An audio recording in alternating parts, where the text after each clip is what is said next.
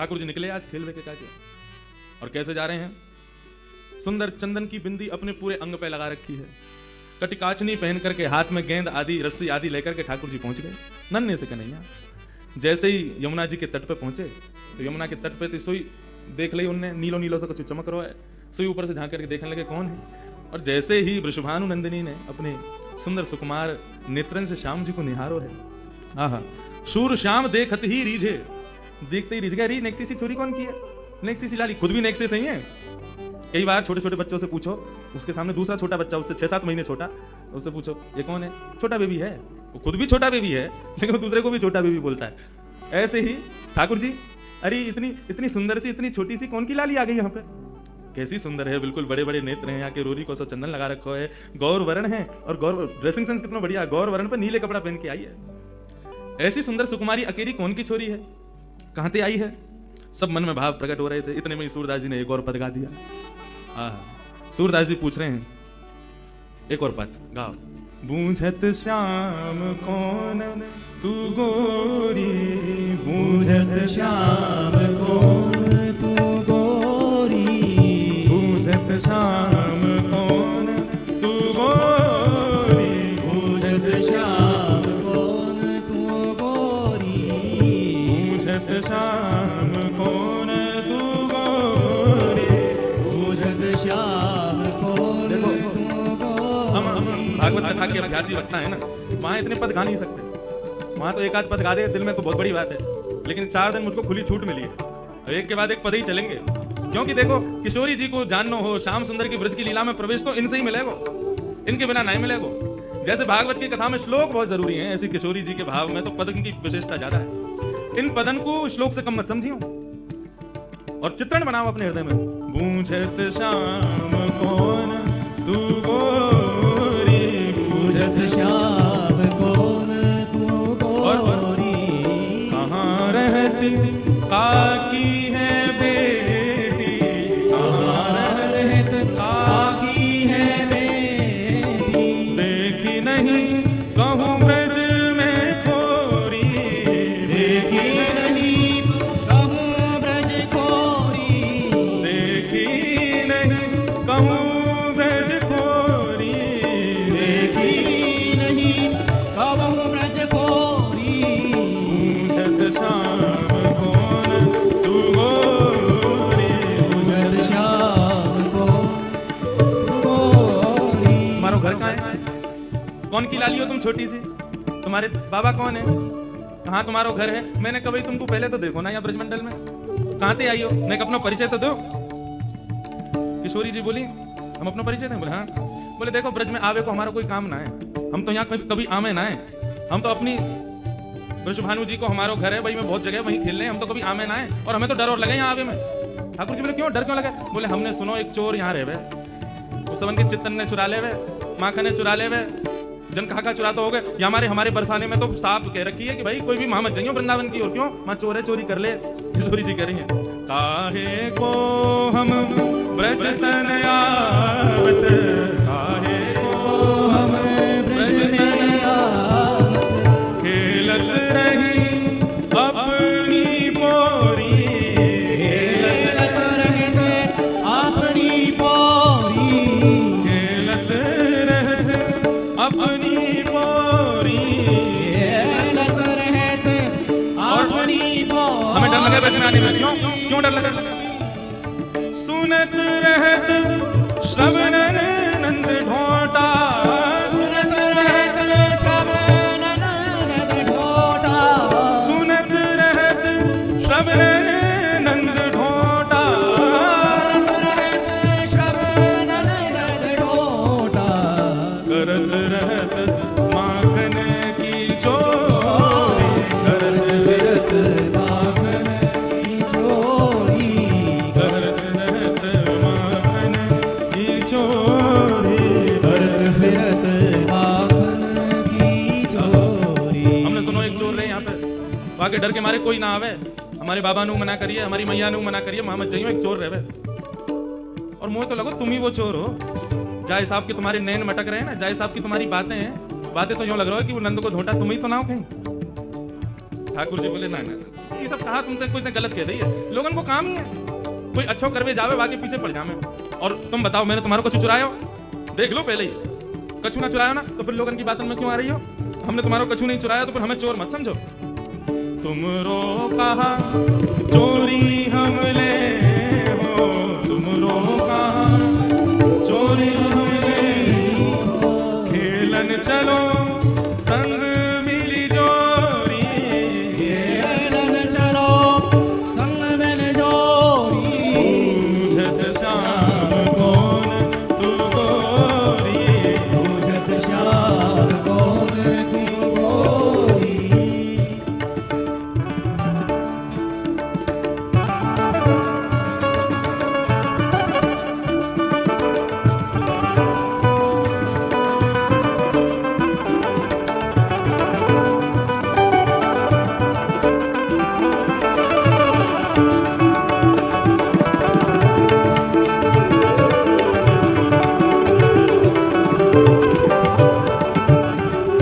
सूरदास प्रभु रसिक शिरोमणि, सूरदास प्रभु रसिक शिरोमणि, सूरदास प्रभु रसिक शिरोमणि, सूरदास प्रभु रसिक शिरोमणि, सूरदास प्रभु रसिक शिरोमणि, सूरदास प्रभु रसिक शिरोमणि, सूरदास प्रभु रसिक शिरोमणि, सूरदास प्रभु रसिक शिरोमणि, सूरदास प्रभु रसिक शिरोमणि, सूरदास प्रभु रसिक शिरोमणि, पातन मुरई राधिका भोरी, पावन मुरली राधिका भोरी, बूझत श्याम कौन तू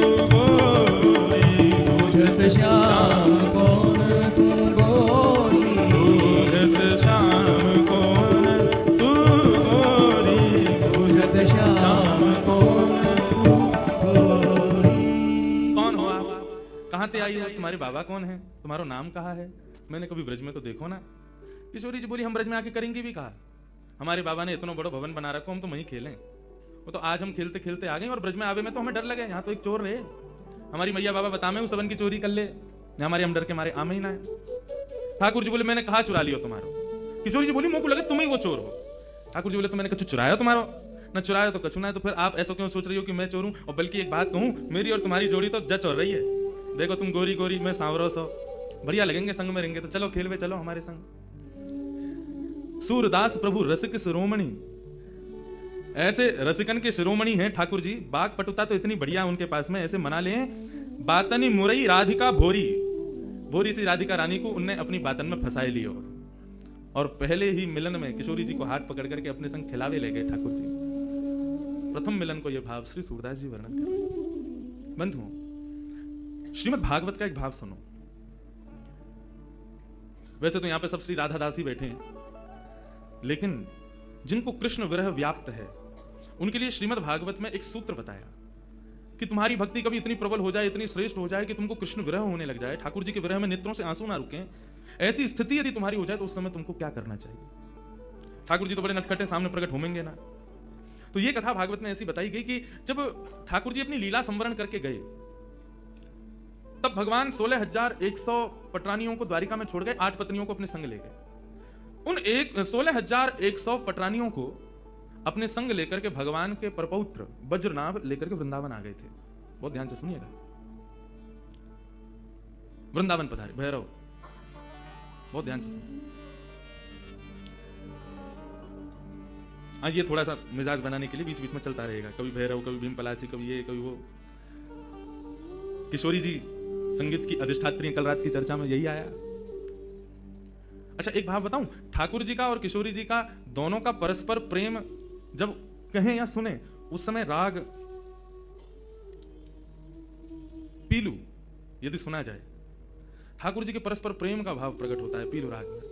कल के विषय में उसको रखेंगे, आप देखिएगा। ठाकुर जी का जब परस्पर प्रेम किशोरी जी के संग होता है, उस समय मानो ऐसा लगता है कि वेणु राव कोई और नहीं, श्याम सुंदरी कर रहे हैं। अन्यत्र कोई भी वाद्य बज रहा है तो ऐसा लगेगा मानो साक्षात किशोरी जी बजा रही हैं। ये मेरा अनुभव है व्यासपीठ का। जब श्यामा श्याम के परस्पर प्रेम का वैसे तो भाव मैं कहता नहीं, क्योंकि अनधिकारी लोग हैं, सबके मध्य क्या कहना, लेकिन कभी यदि भाव आता है और प्रकट होने लग जाता है तो उस समय यदि पीलू भाव हो तो सच में ऐसा नहीं लगता बंशी वाले भैया बजा रहे हैं, ऐसा लग रहा है श्याम सुंदर बजा रहे हैं। वैन जो बजता है तो ऐसा लगता है कि मानो स्वयं से किशोरी जी बजा रहे हैं। उन्हीं के दोनों भाव से ये सब संगीत प्रकट हो रहा है। तो ये संगीत तो माध्यम है, इसी से ही दोनों का परस्पर प्रेम प्रकट हो। बहुत ध्यान से सुनना। तो बज्रनाभ जब भगवान की 16,100 पटरानियों को लेकर के वृंदावन आए, कृष्ण पटरानियां विरह में रहती हैं श्याम सुंदर के, इतना स्मरण करती हैं कि उनको दिन रात केवल ठाकुर जी का ही स्मरण होता है। कहां है श्याम सुंदर, कैसे हैं श्याम सुंदर। एक दिन वृंदावन में विचरण करती हुई समस्त कृष्ण पटरानियां यमुना पुलिन पर पहुंची और बहती हुई कलकल निनाद करती हुई उस यमुना का जब दर्शन करती हैं तब यमुना जी से कहती हैं, हे यमुना, हम कृष्ण पटरानियां हैं, हमको इतना विरह व्याप्त है, हमको इतना कष्ट हो रहा है, तुम भी कृष्ण पटरानी हो तो तुम इतना कलकल करके और इतने आनंद में प्रवाह कैसे कर रही हो, तुमको शोक क्यों नहीं हो रहा, तुमको कष्ट क्यों नहीं हो रहा, क्या तुमको कृष्ण स्मृति नहीं होती, कृष्ण विरह तुमको नहीं होता। तब यमुना जी प्रकट हो गई और यमुना जी प्रकट होकर के उन समस्त कृष्ण पटरानियों से कहती हैं, क्या बात है, क्या कहना चाहती हो। बोले, हम बस ये कहना चाहती हैं, ये जो कृष्ण विरह है ये प्रत्येक दिन हमें होकर के मानो ऐसा लगता है हमारे प्राण निकल जाएं, लेकिन प्राण निकल भी नहीं पाते हैं, हमारी स्थिति अवर्णनीय है, हम उसका वर्णन नहीं कर सकते। तुमको प्रसन्नता में बहते देख हमारे मन में ये प्रश्न उठ रहा है कि तुमको कृष्ण विरह क्यों नहीं है, तुम बताओ ना। तब यमुना जी कहती हैं, मुझे भी हुआ था कृष्ण विरह तुम्हारी तरह, संपूर्ण यमुना सूख गई थी वृंदावन में, लेकिन मुझे इस पृथ्वी पर लाने के लिए कृष्ण ठाकुर जी से प्रार्थना की थी किशोरी जी ने। यत्र वृंदावनम नास्ति यत्र नो यमुना निधि यत्र गोवर्धनम नास्ति तत्र नो रमते मनः। ठाकुर जी ने जब किशोरी जी से कहा कि ब्रजमंडल में चलना है, लीला करनी है, किशोरी जी बोली, जहां वृंदावन नहीं, यमुना नहीं, गोवर्धन, मां मैं नहीं जा सकती। यदि आप चाहते हैं कि मैं ब्रज में चलूं तो इनको पहले लेकर के चलो। तो गोलोक धाम से ही तीनों का प्रादुर्भाव ब्रज में करवाया। जब कृष्ण अपनी लीला पूरी करके जाने लगे उस समय मैं सूख चुकी थी उनके विरह में। तब किशोरी जी ने आकर के मुझे प्रेम प्रदान किया और किशोरी जी के भाव में, किशोरी जी के दर्शन में, किशोरी जी के रूप में सदा कृष्ण रूप दिखता ही है, वो छुपा हुआ रहता है, वो दिखाई नहीं देता। लेकिन यदि कोई निरंतर किशोरी जी का दर्शन करे तो ऐसा लगेगा कि मानो श्याम सुंदर सामने बैठे हूं, और श्याम सुंदर का निरंतर दर्शन करे तो ऐसा लगेगा मानो किशोरी जी बैठी हूं। यदि किसी ने ऐसा दर्शन नहीं किया कि श्याम सुंदर में किशोरी जी दिखे और किशोरी जी में श्याम सुंदर दिखे तो मानो उसने भी दर्शन ही नहीं किया है। यदि वो श्याम सुंदर को केवल श्याम सुंदर समझ करके चला जाता है तो उसके नेत्रों का यह सबसे बड़ा विफलता है कि उसने किशोरी जी नहीं देख पाया वो ठाकुर जी के रूप में। भागवत में श्री यमुना जी कहती है, भागवत में 2 महात्म्य, दूसरे महात्म्य में श्री यमुना जी कहती है, यदि तुम्हें कृष्ण विरह से बचना है तो आत्मा रामस्य कृष्णस्य ध्रुवमात्मास्ति राधिका तस्य दास प्रभावेण विरहोस्मान संस्पृशे। आत्मा रामस्य कृष्णस्य, हमारी आत्मा कौन है, हमारी आत्मा कृष्ण है, और कृष्ण की कौन है, ध्रुवमात्मास्ति राधिका, कृष्ण की आत्मा है राधिका। हमारा शरीर में 10 नौकर दिए ठाकुर जी ने हमको, आंख, नाक, जीभ, कान, हाथ, पैर, गुप्त इंद्रियां आदि, ये 10 नौकर हैं। परंतु आप कभी चिंतन करो, ये 10 के 10 नौकर सेवा किसकी करते हैं, आत्मा की। आत्मा को जो चाहिए 10 के 10 उसके सामने प्रस्तुत करते हैं। आंख कहते हैं ऐसा दृश्य दिखाओ, तुरंत हम भाग दौड़ करते हैं, पैसे कमाते हैं, फ्लाइट पकड़ते हैं उस दृश्य को दिखाने के लिए। उससे होता क्या, बहुत अच्छा लग रहा है, किसको लग रहा है, आत्मा को लग रहा है, मुझे तो रसगुल्ला खाना है। क्यों खाना है, किसको अच्छा लगेगा, जीव को। जीव पर कितनी देर रसगुल्ला टिकता है, ज्यादा से ज्यादा 1 मिनट, उसके बाद वो सुख किसके पास जाता है, आत्मा के पास। गर्मी हो रही है, एसी चलाओ, त्वचा पर एसी का स्पर्श होता है, लेकिन प्रसन्नता किसको होती है, आत्मा को। हमारी प्रत्येक इंद्रिय का कर्म प्रसन्न करता है आत्मा को, और वो आत्मा किसकी प्राप्ति करती है, कृष्ण की। तो सोचो वो कृष्ण की आत्मा कौन है, उन कृष्ण की आत्मा राधा है।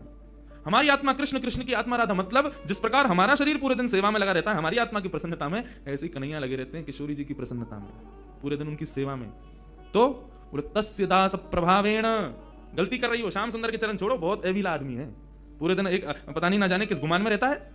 यमुना जी कह रही हैं, बोले उनका दासत्व छोड़ो, तो बोले वो जिसके दासत्व में रहते हैं उन किशोरी जी की शरण में जाओ। तस्य दास प्रभावेण विरहोस्मान न संस्पृशेत। तुम जैसे किशोरी जी के शरण में जाओगे तुमको विरह नहीं होगा। क्यों, श्याम जिनके चरण।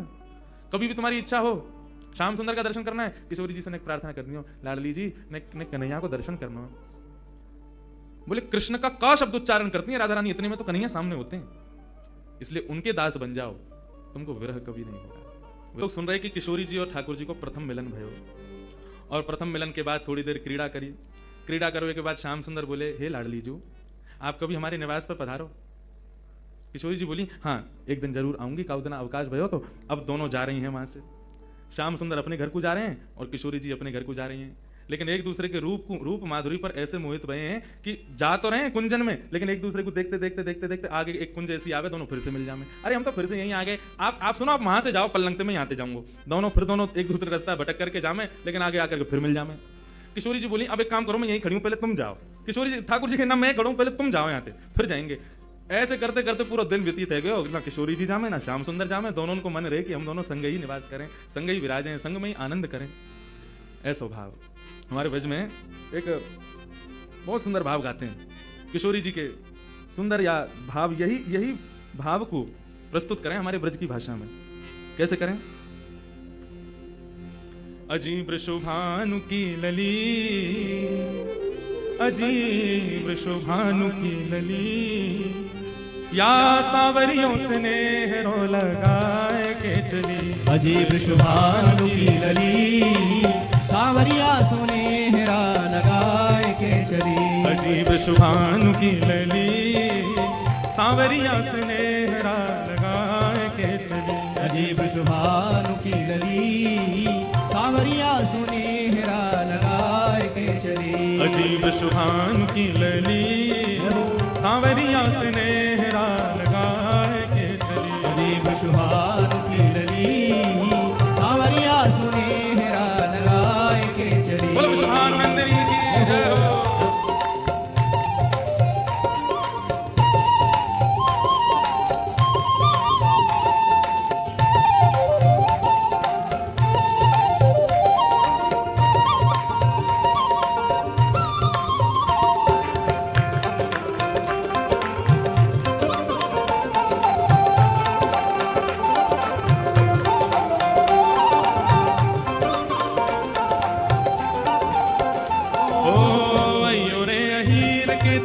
हमरी गली, अयो रे अहीर के तू हमरी गली।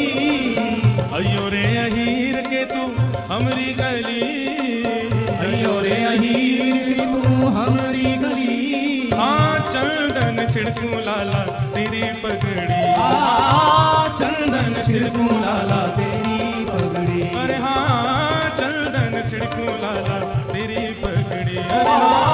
चंदन छिड़कू लाला तेरी पगड़ी। अजीब शुभानु की लली, कानू की लली, सांवरियों से नेहरो लगाए के चली। अजीब शुभानु की लली, सांवरिया सुनेहरा लगाए के चली। अजीब शुभानु की लली, सांवरियों से नेहरो लगाए के चली। अजीब शुभानु की लली, सांवरिया सुनेहरा लगाए के प्रेम से करताल बजाओ।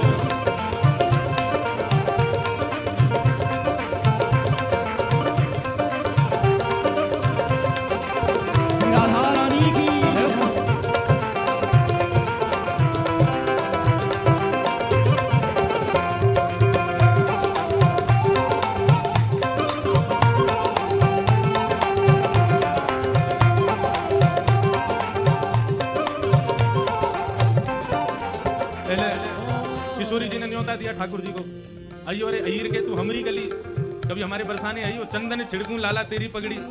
तू आवेगा तो पर चंदन छिड़कूंगी, चंदन छिड़कवे को मतलब तेरा बहुत सम्मान करूंगी। ठाकुर जी बोले नेक सी है, और देख गुमान कैसो करे। बातन ने कैसी बोले, बटक बटक के अपने मुंह में थे। नैनो नैनो कजरा मुख भरो पान, नैनो नैनो कजरा मुख भरो पान। ये विचार करके कितना सुख मिलता है। नन्ही सी किशोरी जी हैं, कुछ ज्यादा किशोरी जी श्रृंगार में रुचि ना रखें। किशोरी जी के जितने भी पद सुने, जितने भी भाव देखे, किशोरी जी के श्रृंगार का वर्णन हमेशा ऐसे किया कि किशोरी जी बहुत हल्को से श्रृंगार करें। ठाकुर जी कह रहे हैं कैसी देख गुमान कर रही है, मुंह में पान भरो भयो और नैने नैने कजरा लगाओ, बिल्कुल हल्को सा कजरा।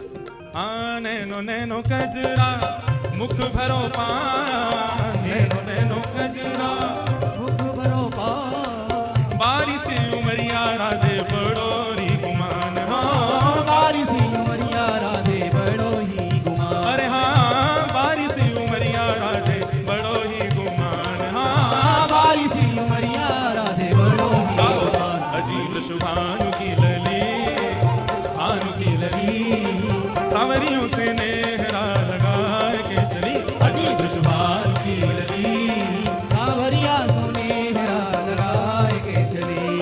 वृषभान की लली, सांवरियों से